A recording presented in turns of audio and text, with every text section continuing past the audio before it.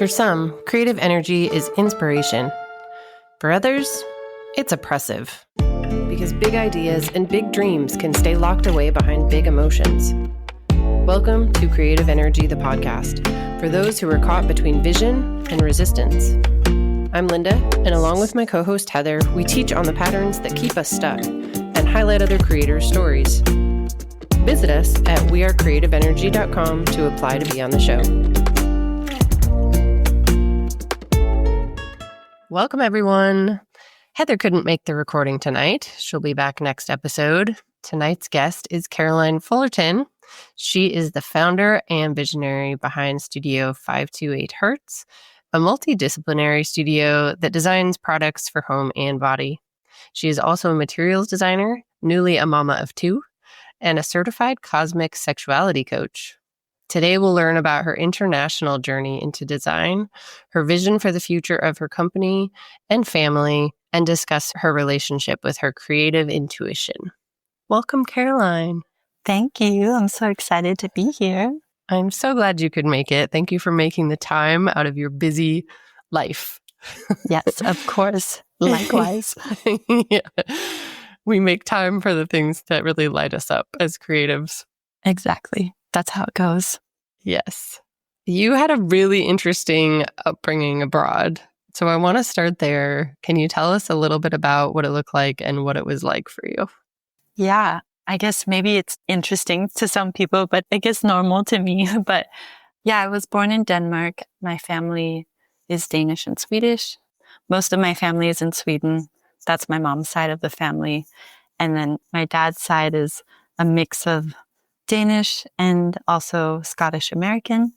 So have family in both Denmark and Sweden, but then also a little bit of family in the US.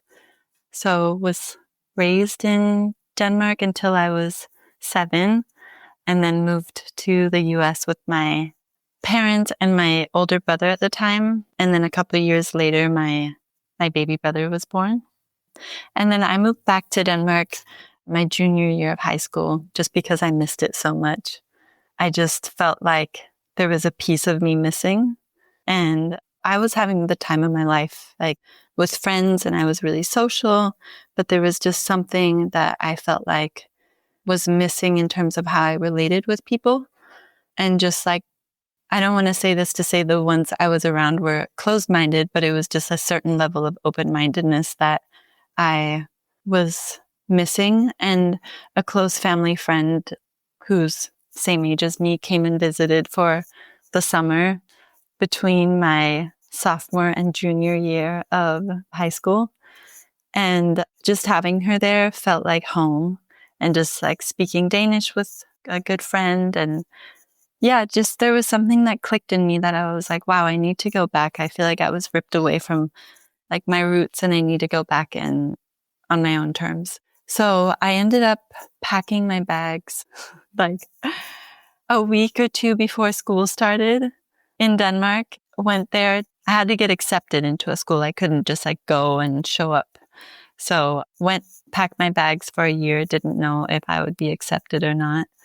And then a couple days before school started, I was accepted into the school that my friend, and then it turned out that the principal of the school went to boarding school with my dad when they were going to school in Denmark, because my dad, he has a really interesting upbringing, and he went to boarding school in Denmark.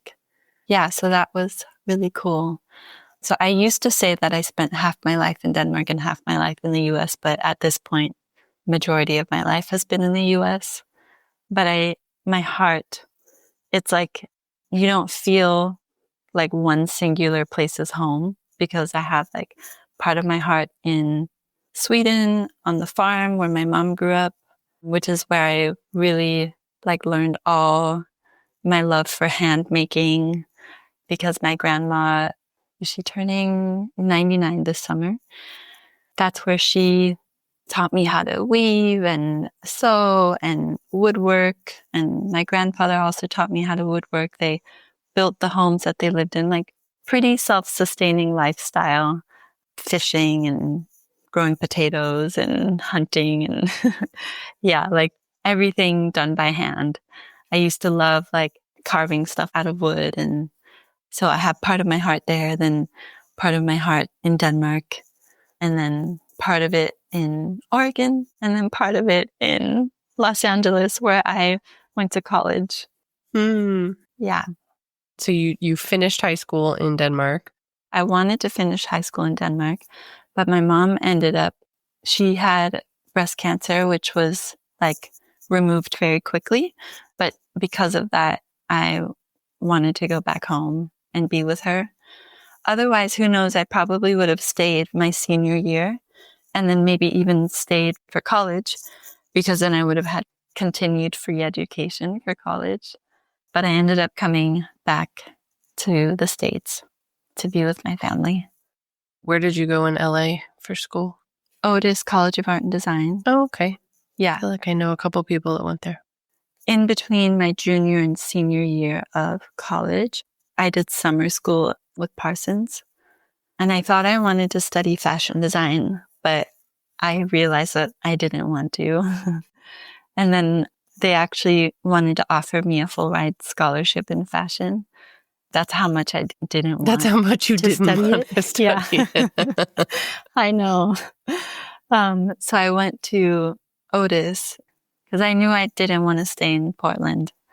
So I went to Otis College of Art and Design and studied product design. And I loved it. Like, I loved it so much.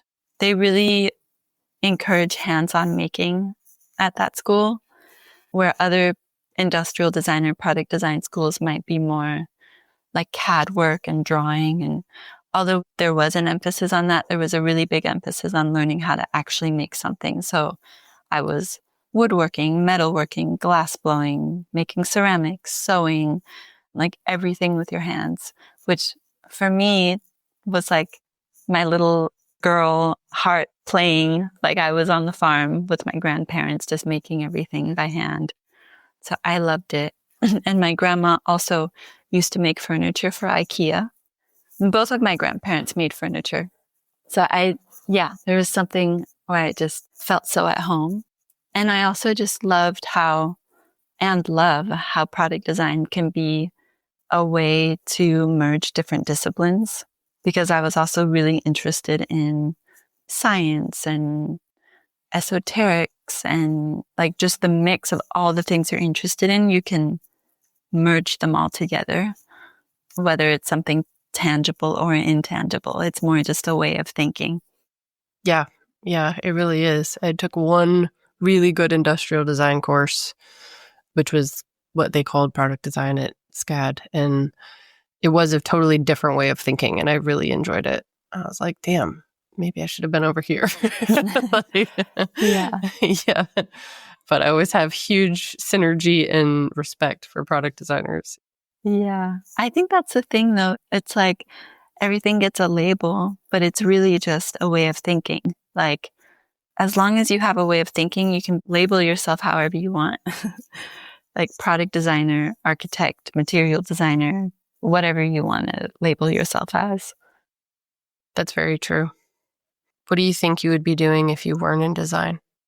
When I finished design school, all I wanted to do was, those scientists that are out in the field, like field scientists, and they're wearing those like rubber boots that end up going all the way up your body. The waders. Yeah, the waders. That's what they're called. Yeah.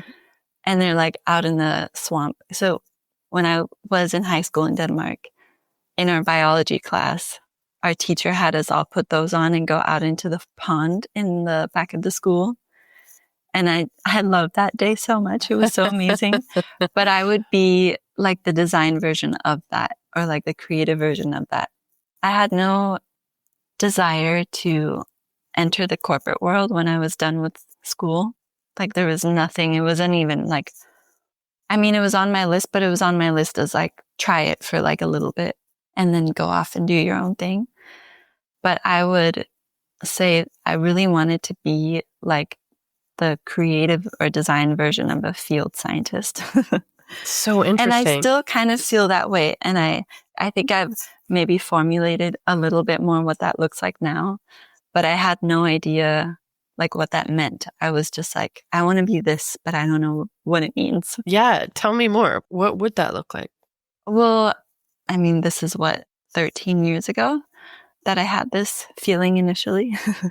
But I think it's like traveling the world and meeting with other creatives and other artisans and being hands-on and co-creating and collaborating and working with nature.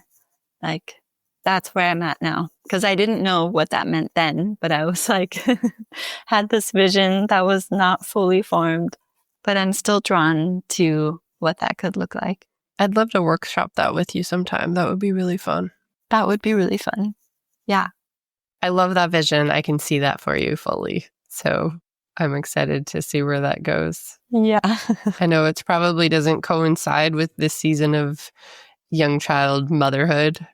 So let's talk about that a little bit, because I think one of the missions of this podcast and of this company is really to show people the inner workings of the creative path, like the really messy inner workings. And being a mom is extremely messy and in some ways very difficult as a creative, because your dreaming time, your time to just journey into the underworld is very limited. And just to have that free creation time is really limited. And of course, all we see is the outside. Like, to me, your creative world has looked very full since having Courts, your older child, about the same age as mine. And I'm sure to other people, mine does too, right? But I want to hear what it's actually like for you being a mom and trying to keep your creative spark alive and your cup filled. Yeah. I mean, I actually feel like it has been more full since having kids because they inspire me. And like I mentioned to you at another point, but I just feel like I've gotten way more creative downloads since having children. And yeah, it is messy because you can't just like, you have a thought and you want to go execute it. I'm very much like the type of person that once something strikes, I want to go do it immediately, like Yes. immediately. Yes. But same. you can't. Yeah. Like, I don't necessarily need like a ton of like, because I'm always daydreaming. Like, I'm so just like always slightly psychedelic. It's a good description of you. So I don't necessarily need to create extra space for that, because I would say that that feels like it's there. And having kids, I feel like, has only increased that, especially since my pregnancy with Courts. It was just like so much download of information. But it's more of like then finding the time to go do it. Yeah. So when Courts, my almost 3-year-old, he'll be 3 in next month, was young, I had the art show, which was fully inspired by, I mean, that wouldn't have happened if it wasn't for becoming a mom and for being pregnant and giving birth and all that. But it was more finding the time to actually do the do. Like, I had all the visual and everything. I didn't need time to like figure out what I was going to do. It was more finding the time to actually do what I wanted to do. So I ended up like, after I would put him down to sleep at night, and thank goodness he had like a chunk of time where he would let me put him, like I would fall asleep with him and then he would let me go away, and then I would go and work in the garage or in the kitchen. But then eventually he had a point where like I had to sleep with him, otherwise he wouldn't be sleeping. And then now having a toddler and a 3-month-old, and all the things we're working on in the background, it's more just finding like the little snippets of time. I'm like, okay, they're both napping. Let me hurry up. Like right now I've been adding crystals onto these new scarves that I made. And it's like, okay, I have a moment where they're both napping, or it'll be like bedtime and she'll be with me, but I'll put her down in a bassinet next to me and Courts is sleeping, or Rod is putting him to sleep. Yeah. So finding moments like that. Or like today, my mom has Courts, which I'm so happy about. Yeah. So I guess it's messy because there's so many things that you want to fill that time with. I'm like, I want to work out. I want to make some good food. You want to do all these things. But then you're like, okay, you just feel fulfilled. Or like, I need to clean. I need to do laundry and I need to clean. But you just decide, what are you going to do in this little snippet of time? In a way, it makes you more efficient. And it also makes you just have to be okay with things not being perfect as well. Like, okay, the house is messy. It is what it is. Or you just prioritize different things. Yeah, you have to. Definitely mirrors my own experience of, Yeah. I think you feel like you have accepted it more than I have. I think I still have a lot of like, not all the time, but I still have moments of real frustration of the having hundreds of ideas and no time to execute. Because I feel similarly that my creativity has increased dramatically since becoming a mom. And it's kind of like how when you have a lot of money, you don't have time to spend it. And when you have a lot of time, you generally don't have the money to go buy anything. It feels like that with creativity and momming, where you're like, but now like my cup is running over with ideas and my give a fuck is so much less. And we'll talk about that a lot. But now I don't have the time to execute on these ideas. And yeah, that friction is a lot sometimes. Yeah. Yeah. That's how it works though. Like that's just how life works. It's like the thing where it's either nothing is coming your way or everything is coming your way all at the same time. And then you have to make a choice. Yeah. And it's like based on, are you in residence with things coming your way or are you not? Like, because then all of a sudden everything's going to come your way. It's like when you're like starting to date and then all of a sudden like 10 boys want you. Yeah. And you have to make a choice. That was not my experience when I started to date, but later in life, yes. It's almost like, it's like no one wants to date you at all. Yes. I love this one because it's really funny, but it's like you can use this example with anything. Yes. Or like, it's true. Like no one wants to date you at all. Or there's like no one there. It seems like there's no one in the world. Or it's like everybody does. Yes. And it's the same thing with like when people get a new job, they're like all of a sudden they have like 5 job offers. And before it was like they had nothing. Or it's always you're faced with a choice. Feast or famine. Feast or famine. Yes, exactly. Yeah. Yeah. Yeah. I feel that for sure. I want to know how Studio 528 Hertz came about. It's been culminating in the back since the beginning, like a space that I could create on my terms and through intuition, through the heart. But it took a while for like a name to come about, for like the confidence to come about, all these things that just like slowly grew on themselves. But I think it was 2020 where a good friend of mine and I were talking about doing an all-girls art show for Valentine's Day. And we were thinking about how to showcase love in a different way. Like, how can we look at this idea of love? And everybody creates a piece that's about the theme of love or the idea of love and how you would interpret it or what it means to you and how it can mean something more than just like, maybe more like superficial love. And so I've always been really fascinated with sacred geometry, and it's always something that I've studied. That's when I went down like a deep rabbit hole of sacred geometry for the first time, like really diving deeper. And all this around this frequency of 528 hertz being the frequency of love and its ability to heal our DNA. And it all ties back to the same source. And it all ties back to the idea of the heart and the electromagnetic frequency that we send off from our hearts and our heart's ability to like sense and touch beyond space and time. So I just like fell in love with the frequency 5 to 8 hertz, but then also the sacred geometry related to it. And just, it felt so aligned with the experiences that I've had since I was a little girl. Cause I've always had very which I think I always just have thought were normal, which I think they are normal. We just don't talk about it as much, but just the ability to sense things and heightened awareness and intuition and connecting with ancestors and connecting with other realms. And we're all co-creating all the time. We really are all the time. We're all connected. We're all fractals of each other.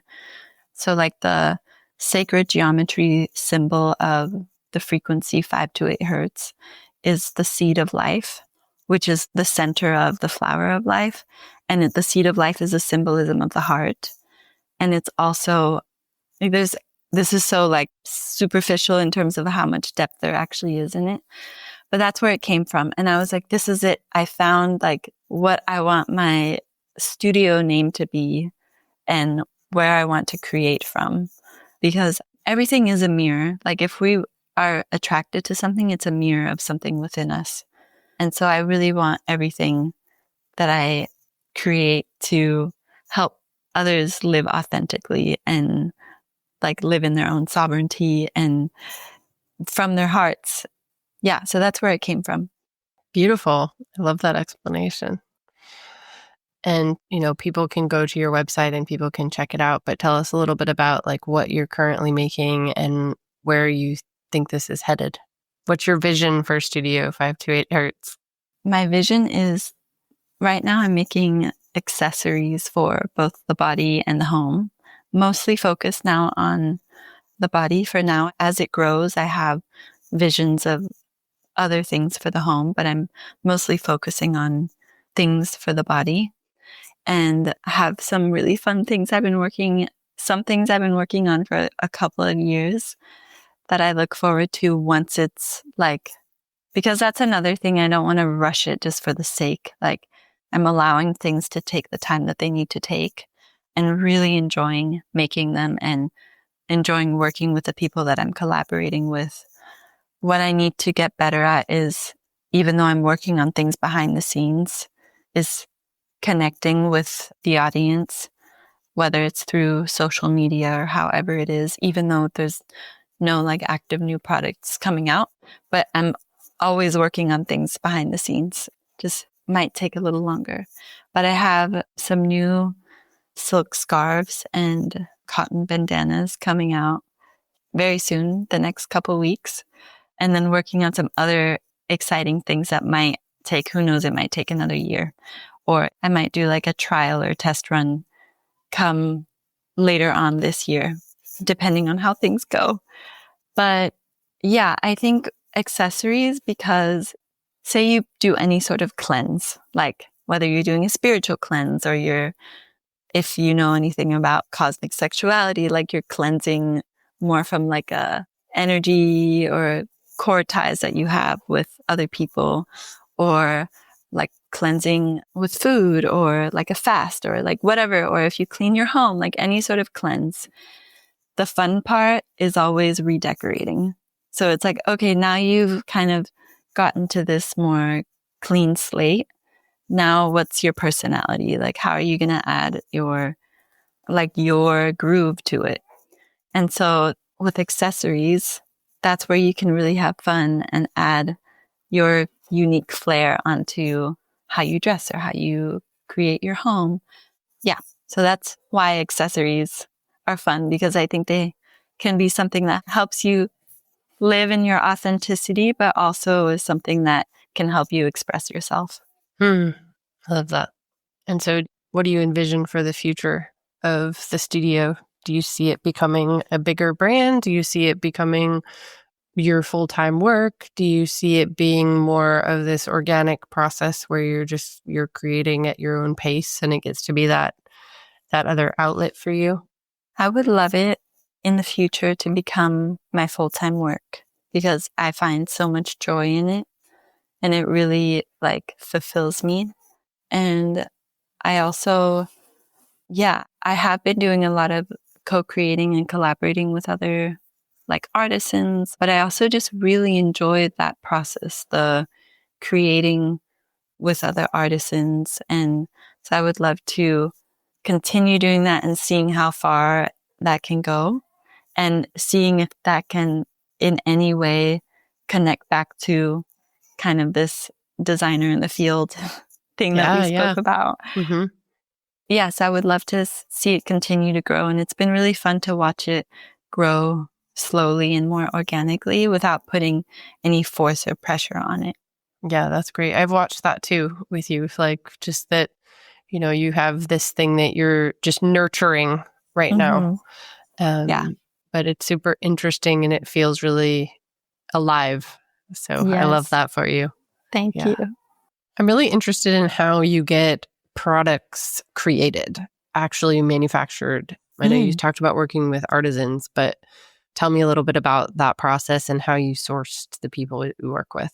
Yeah, so one of the things with Studio 528 Hertz is that I really want everything to be created from like a space of love, a place of love.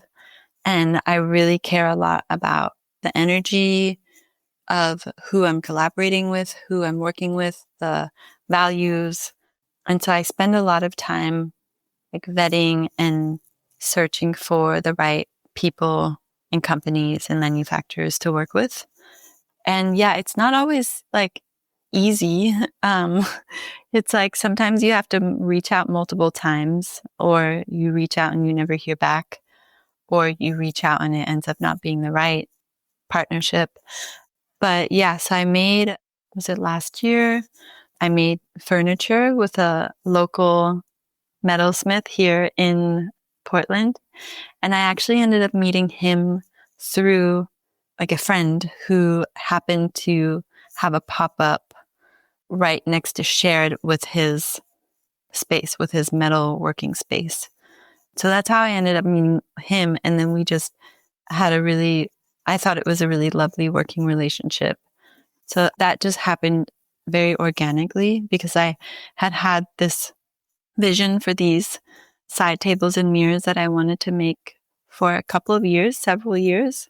And I had actually made some myself with a friend in Los Angeles the year prior because he had a metal sheet CNC machine, and then I assembled them myself.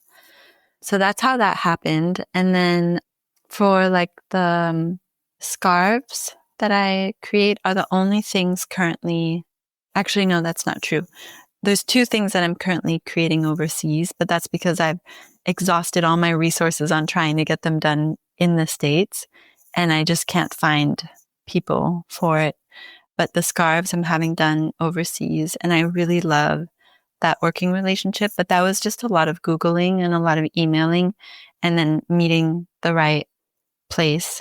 And I really enjoy the person that I work with. She's super sweet.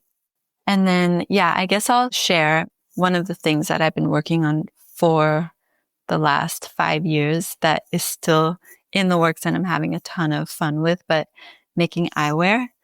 And so it actually started with when Rod and I, before we had kids, we were in Mexico City and we were in one of these markets and we ended up befriending these jewelers, and they were like offering us shots of tequila and like they were about to close and they were just being like extremely friendly. And we ended up just staying there and chatting with them and became like friends with them.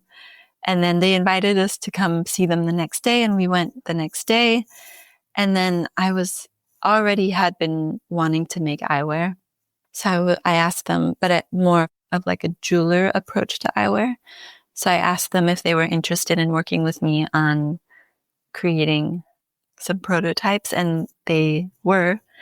And then they started to, and then they realized that it's too niche of a thing, that they didn't have all the tools and all the knowledge on how to create eyewear. So they sent, of the 5 designs I sent them, they sent an image of one half-made prototype. And they were like, we're just like, we don't know how to do this. So then from there, I was like, okay, maybe this is not going to happen, but I still in the back of my mind wanted to continue. So then my eye doctor was the one who nudged me because he had seen the designs and was like, you should really continue to see if you can do this. It was really, really difficult to find a manufacturer for eyewear. Isn't it one of these industries where like two companies own 90% of... I forget what they're called, Luxottica or Luxor? Yeah, something like that. Yeah, Luxottica. But there are actually a lot of manufacturers. They're just hard to find. And so now I'm working with a company, a manufacturer in Italy, where everything is handmade. And I'm even thinking about seeing if I can just learn how to make eyewear myself. But then it falls back to the problem of like time with children. Like it's a time consuming thing and it's a handcraft that I would love to do. And I think I would be really good at it. So I really enjoy the partnership that I have with them, but I've been working with them for 1.5 years and it's just a slow process. So I'm currently seeing if there's any way that I can find a manufacturer that's willing to be more exploratory, because they're also like not as open to explore and push the boundaries on some of the things that I've been wanting to. So I keep having to go back to the drawing board and tweaking things to make it like have them feel more comfortable with it. Which is how we end up with so much homogenous design in our world now, is that our space to play has gotten very, very small. Mm-hmm. And it's fun, like kind of challenging them to push the boundaries. But I would love to find a manufacturer in the US that is willing to be more exploratory in what they're willing to create.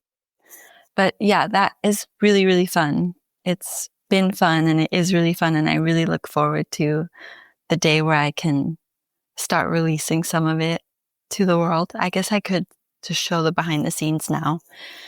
And then I've been in talks with a local ceramic company on some like ceramic home goods stuff. And then I knew a glass blower that taught me glass blowing when I was in college, who I spoke with about doing some glass stuff. But I think those would be later on. I'm also trying to not do like too many things at once, just like do a few things really well. So I'm really focusing on the eyewear and the scarves for now. But yeah, I think it's like one part is the resources that are around us. And then the other one is just doing a lot of researching online. I don't really use whatever it's called, ChatGTP, but I have been using it to help me find manufacturers. Interesting. Like, can you help me find a local US-based eyewear manufacturer? I haven't had any luck yet. So if anyone sees this and knows, please come my way. Yeah, for sure. And I'll keep my eyes peeled too. Yeah. Because I get served strange things sometimes. Yeah. that are good to connect people with. Yeah. Yeah. So that's been the process, which is a fun part of the process as well. And usually time consuming to find the right people. For sure. Yeah. I mean, I think this is something I've been kind of asking the question lately, because in all my online circles, it's all about digital business, because I have podcast and I'm remote from the US. And so like my algorithms have all kind of eddied into these digital businesses. And I'm like, is this what everyone is doing? Somebody must be doing something physical. Like, I really want to get back into physical at some point. I'm very much a tangible designer. So just hearing about that process of having things made is inspiring for me, because I think that we all crave it. We all crave, like, that's why we're all out like shopping, but not for anything unique or original. I've been actually very frustrated with how homogenized most places in Europe have become. And I'm seeing the same products, same brands, same color schemes everywhere I go. And with maybe the exception of Portugal. Like, Portugal is really still manufacturing. I noticed the same thing. Yeah. Even with music, there's still like They're still doing their their own thing. They're their doing own more of thing. their own thing. Yeah. And I will say in Belgium, there were different brands that I've seen in other major cities. We went to Antwerp a few weeks ago, and I was like, oh, okay, this is interesting. You know, there's like some unique concepts here.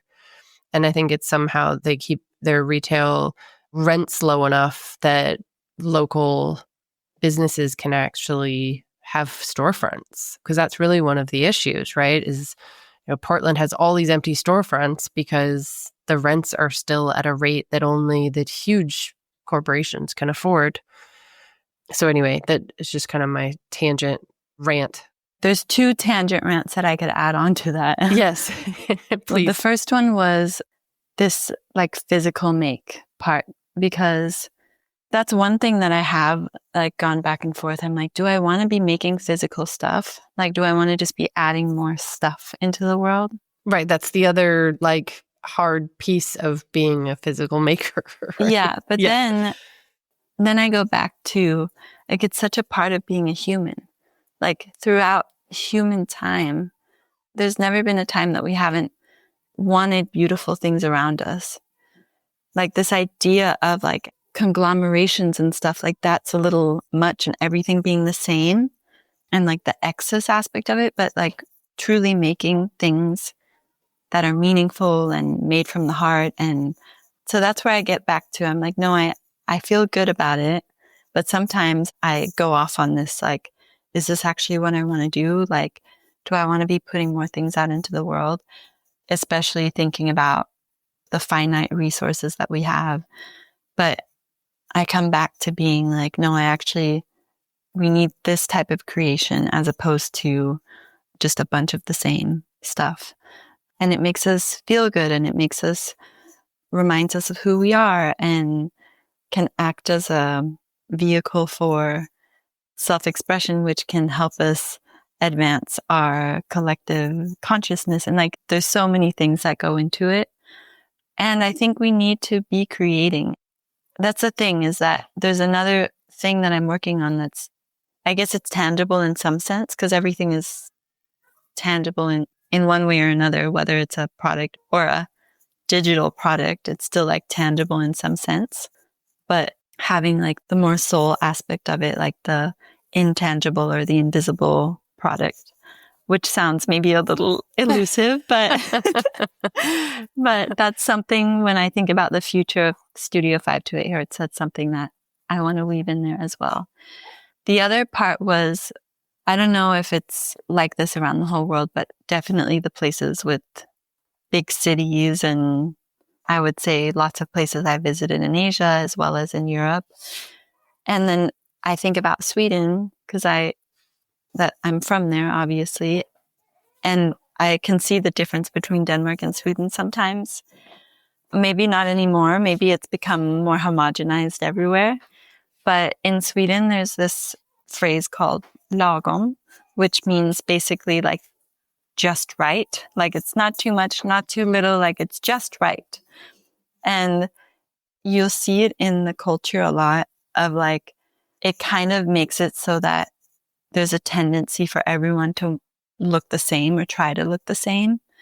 Like if red stripes is the thing, the whole country is wearing a red striped hat, a red striped shirt.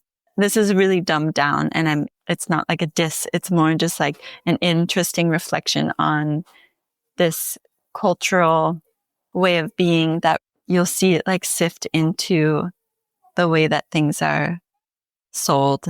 And then when you spoke about that, like everything looking the same, you see the same things everywhere. It made me think about that like lagom way of being in Sweden, where it's like everything is just right. You're not like too out there, you're not too over there. Like the whole country's kind of like there in the middle, where we want more of like the edge stuff, like you're saying. Yes, I feel that in the Netherlands as well.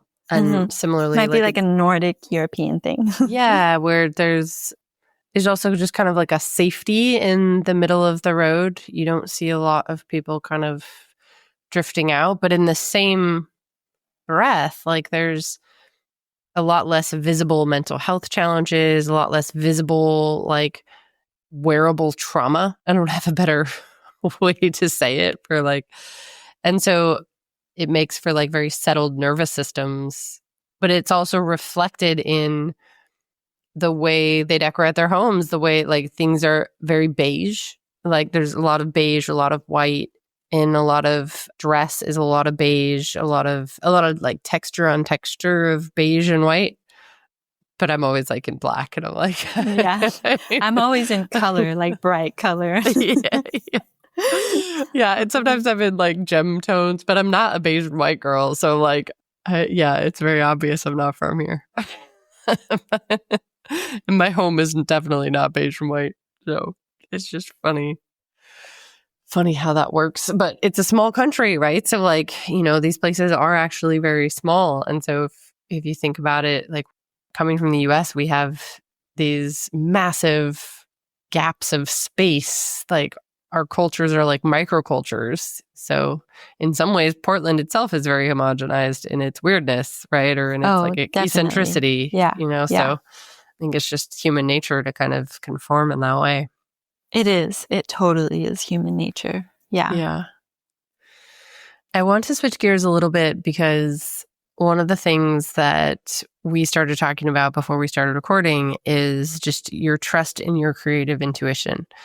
And I think this is something that lives under the surface in creative conversations, but doesn't ever quite get fully formed, I guess, is what I'm trying to... How do I want to say this?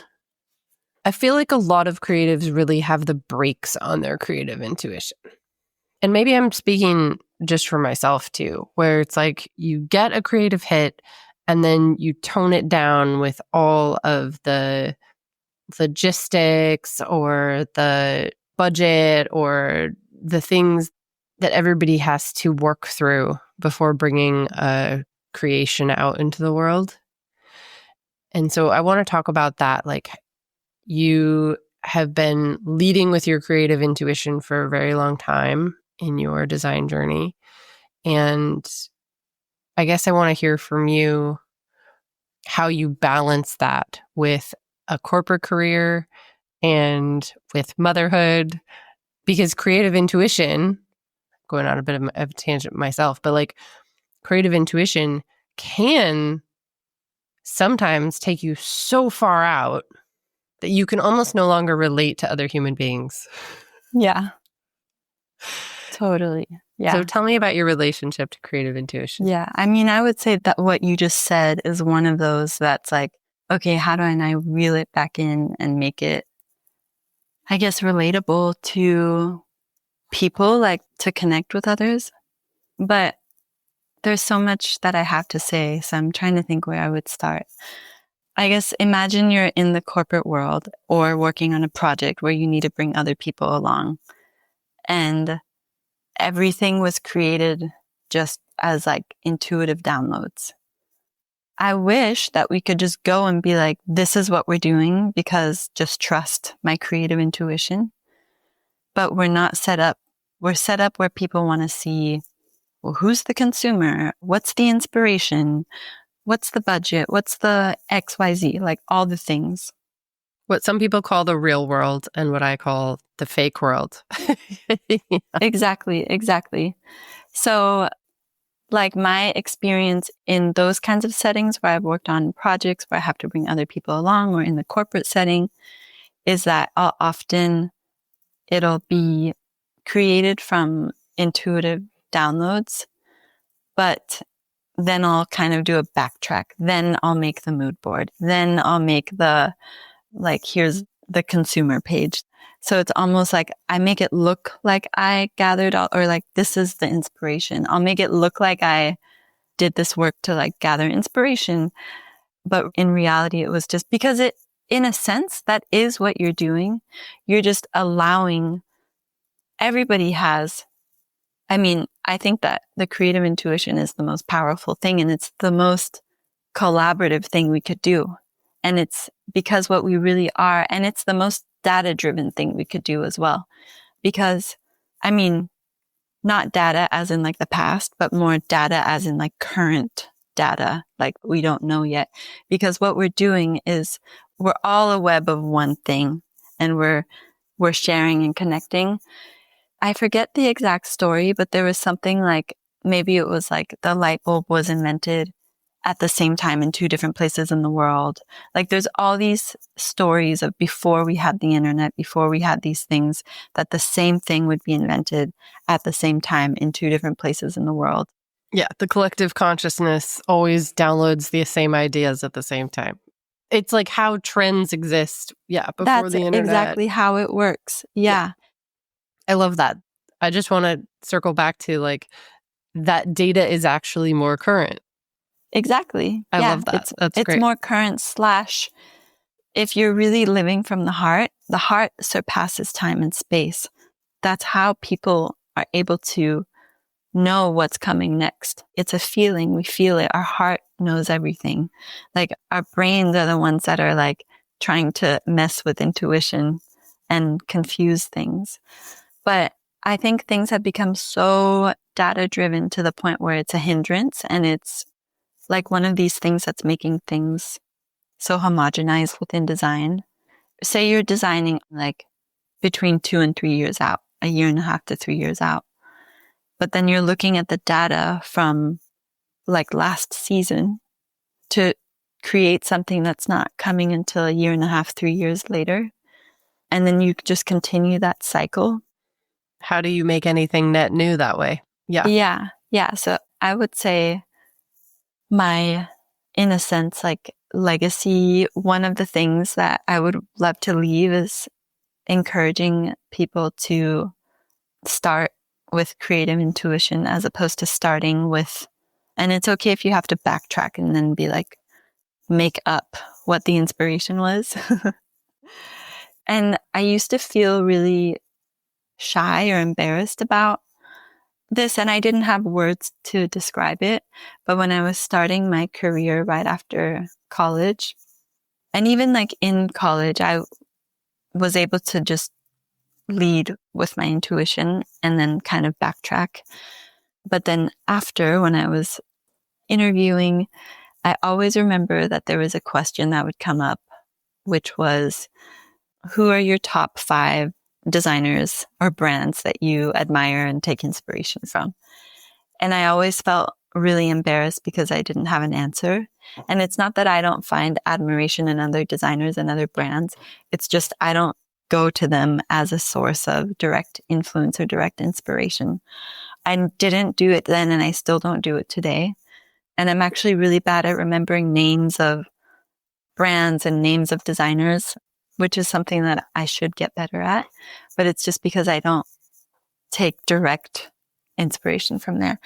But I know now that it's because I rely more on my intuition, and I actually find more inspiration in things like nature or everyday life or through conversation, like a dialogue that you have with a close friend or with a stranger. I find more inspiration in that, and inspiration in connecting the dots between things as opposed to like product that's already created.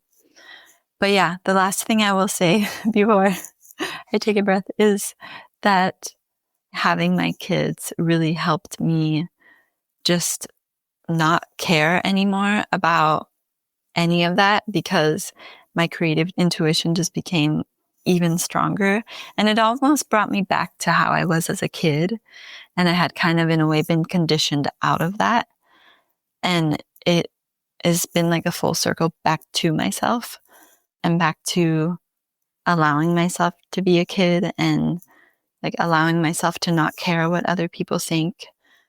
Because I have had a period of time where I've been very self-conscious in my creativity, because it's creative intuition, but it's not that you're like, are people going to like this? But actually, I don't care anymore. I really don't care. If it feels good to me and if I like it and it felt good creating it. That's really what it's all about. Yeah. Yeah. It's all energy. Yeah. And we have the greats that showed us that sometimes people won't care like in our lifetime or won't like it in our lifetime. And then we have museums of their work later.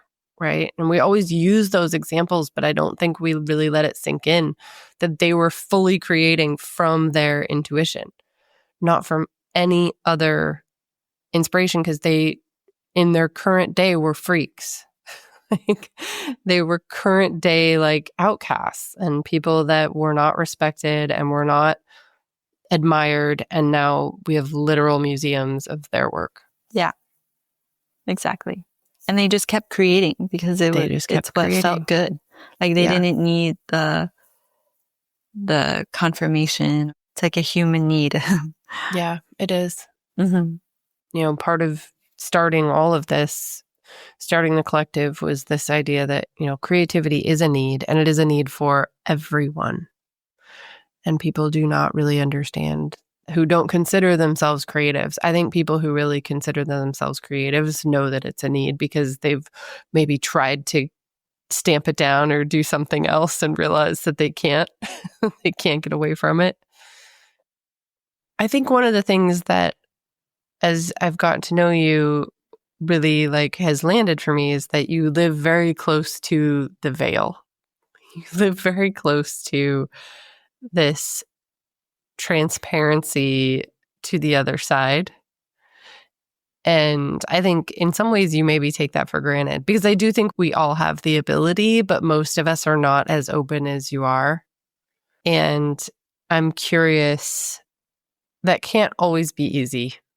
I think that's where sometimes, or not sometimes, all the time, is that it's like, how do I bring it back down to earth to make it, especially when I'm creating product, to like make it something relatable, even if the symbolism and the meaning and the energy within something that I'm creating or putting out there is not going to be understood by most people, like that it's something that they're going to enjoy. And it's just something that, yeah, that looks good or that feels good. That's where I probably get hung up, is that there's a lot of feeling and that like information from the other side of the veil that gets brought in. It can become to the point where I'm like, I don't even know how to communicate this, because there's probably not words to do it. Like it's more of a feeling. It's more the energy. So that's something that I'm working on mastering, is how do I then take something that is so like deep with meaning and deep with information from the other realms, and then make it just something that is swaggy that anyone would want and might not even know has all this information encoded in it. But they will feel it. That's the whole part. But I think I'm maybe haven't mastered yet the simplification of how to communicate that, like communicate the story behind it. And isn't that really the journey for anyone who is an open channel? That is the whole journey, is just figuring out how to bridge the worlds and make it make sense to people who don't, I don't even want to say don't have that capacity, but are not in tune with their capacity. Yeah. We're just, I mean, we all are. It's just we're all resonating differently at different times. Yeah. And if you're experiencing it, you're resonating with it in some way. Like, because everything around you is a mirror of yourself in some way or another. Otherwise, you wouldn't perceive it. It just doesn't work that way. Like, you wouldn't perceive it if it wasn't a reflection of you in some way. You would miss it. Like, it would just be blank. So whether it's just a tiny bit or if it's a lot of it, it's almost like when you read a few lines in a book and then you're like, oh, your perception shifts. I think we can do that with anything. It doesn't have to be a book. It can be a product or a conversation or art, or, because I mean, it's all geometry. It's all like everything has a vibration that's vibrating back. And that's where like a lot of my inspiration comes from. But it's like, how do you can't just say that in one sentence, like, and without like, I mean, you might sound cuckoo to a lot of people, but how do you make it fun? Also, it should be fun. Like, it doesn't have to feel so serious, because it's actually not. It's all like really playful.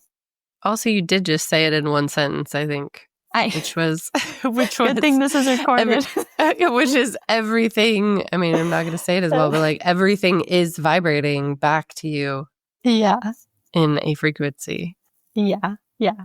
And then make it fun so that it's actually like fun and you actually want to like decorate yourself with it. Yeah. Yeah. What would you say to someone who might feel disconnected from their creative intuition? Or maybe there are times that you feel disconnected and you need to recultivate that relationship. But tell me about that. I would say it's all about going back to your heart. Everything lives in your heart, like everything. The heart is the first organ that forms in the womb. Everything is the heart. It's the center of the universe. It knows everything beyond space and time. I think we get messed up when we're in our brain, when we're trying to make sense of stuff.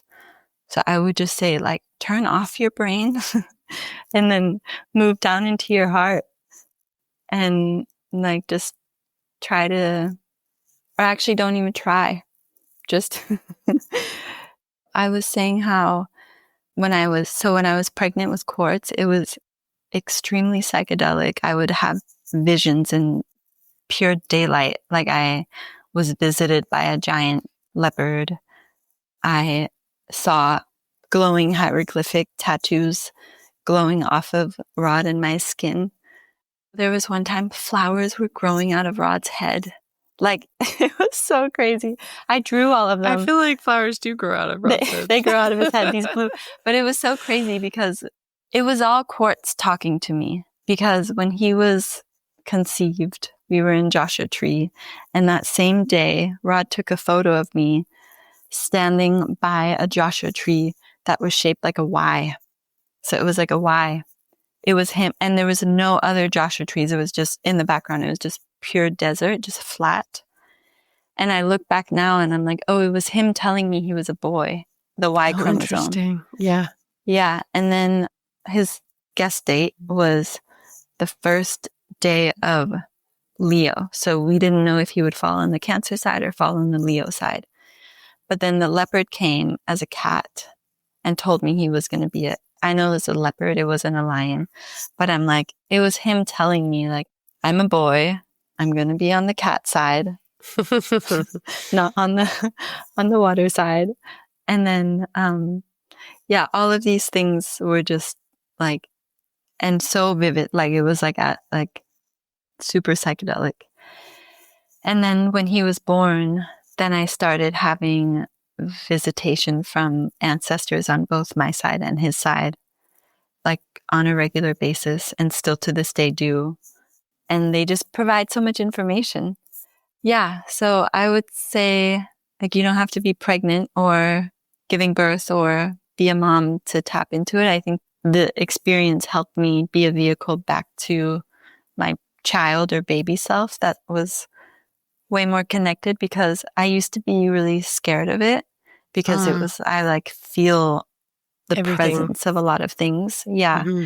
And I still sometimes am, but I'm so much more like available to the information now. And I just know that like our heart holds all the information of everything. It's fascinating. Yeah, it's almost a mirror opposite. Not completely, but I spent a lot more time on the other side prior to Celine. But I feel like when I got pregnant with Celine, it almost like sucked me to earth, where it was like, no, you're not out there anymore. You're in your body and you're tending to your body in a way you've wanted to escape from your whole life. Yeah, that's interesting. And now you are on the floor, blood, sweat, and tears, like grinding it out from here on, like in motherhood. That's how it's felt for me. And like, not really, I mean, at times I've been in protest of it because I like it out there. I like it out in my deep meditations and getting downloads, and, I like it out there in the cosmos. And like, I was coaching a lot when I was pregnant, And I would lead a lot of meditations. And I actually could no longer when I was pregnant because I would get the spins. Like I would actually get like a feeling like I wasn't in my body or I wasn't like grounded anymore. And, I got guidance from one of my mentors that was like, I don't think this baby wants you out there. Like you really need to be in your body and with her. And that like kept kind of getting like pulled back. I mean, like, nope, like you've got to attend to your body. And I'm still in that a little bit on the floor, like 1 foot at a time kind of thing. Yeah. I can definitely relate to that. I mean, I used to have an amazing meditation practice before having kids, but I don't at all anymore. And I was giving myself such a hard time for it. But then I realized like, I would love if I still had it, but I was like, I don't need it actually, because you just weave it into everyday life in the ways that you can. And it's felt more like it'll come back in a different way, but that my actual spiritual practice now is just on the ground. Yeah. And that's what I think too. It's like the body for me is the vessel for going out there. So it's not that I'm like out of my body. It's more that it's like through my body, and it's like allowing things to come from there into me as opposed to me going out there. Yeah. And I think that might be like maybe my next phase, right? It's like that they become more joined, because I was definitely more out of my body before Celine. I feel like I've always been very embodied because I've always been really sensitive to the sensations in my body, like very aware. So I think that's probably just heightened. I know it has heightened. So it's more just like allowing, the download while remaining very embodied. But I also just love how it's different for everybody. Like, I know. and how Yeah, it's intuition can be fascinating. perceived differently for everybody. I think that's the thing too. Like, you can be like taught how to do something, but it's going to look so different for anybody. Like what that means to someone. Like what a download looks like or feels like might be totally different for someone else. So fun. I asked you this question earlier, and then we talked a little bit about the field scientist version of being a creative. But I want to know, what would you be doing if you couldn't be a creative at all? Mm-hmm. I know I realized I didn't really answer that question because That's okay. It took us on a great road. Yeah. But I am curious because you are so creative. Like, I feel like you eat, sleep, breathe in your creative process. And so, like, if that was taken, who would Caroline be? I feel like I always am like, oh, this is what I would do if I wasn't doing this. But now I can't think of anything. Maybe like an athlete, or I was a gymnast when I was younger, and my coach wanted to train me for the Olympics. But I was so overwhelmed with the amount of pressure that was put on me to like be this Olympic star. So I ended up not going down that route. Can I say like a professional traveler? Of course. Yeah. Say whatever you want. I think I would want to do something where I'm just, I don't know if it's like a profession that exists, and maybe it does exist. I don't want it to have a title to it, a titleless job, but just something where with lots of conversation and dialogue with people and travel and dialogue. I guess it kind of goes back to creativity in a way. Because you can't get away from it. You can't get away from it. I don't think there's anything in life that's not creative. No, I agree. But I think I just am always interested if people have, some other thing that, like, sometimes people will just come out with these things that are like, I want to be an airline pilot. And you're like, what? Yeah. Like, I did not see Maybe that coming. I think I've had those things before, but I can't remember. So I've been like, oh, I would do this if I wasn't that. Maybe I would grow moringa and cacao on a farm, or not even a farm, on a piece of land. Or I would study and teach sacred geometry. Or I would teach in some capacity, but not like a school teacher, more of just like a mentorship in some capacity. Yeah. Where can people find your work and get in touch with you if they like? So my website is Studio 528 Hertz. So it's studio and then the numbers 528 and then hz.com. And we'll put it in the notes so people can find you. And then studio_528 Hertz on Instagram. And then my personal non-work page is The Full Caro. Full Caro. Yeah. Fantastic. But well, it's not so full of me. Yeah. Because social media can't be, but a snippet of me. Yeah. A snippet of Carol. Yeah. Maybe I should change it to that. A snippet of Carol. I like that. Thank you so much for taking the time. Yeah, thank you. And for sharing so your nice. story and your journey and your insights and intuition. It's all very inspiring and a breath of fresh air. So I appreciate you. I appreciate you too. Thank you. Have a good night. All right. Thanks. Thanks for listening. Want to go deeper into this work? Join the waitlist so you're first to know when the Creative Energy course opens. The link is in the show notes.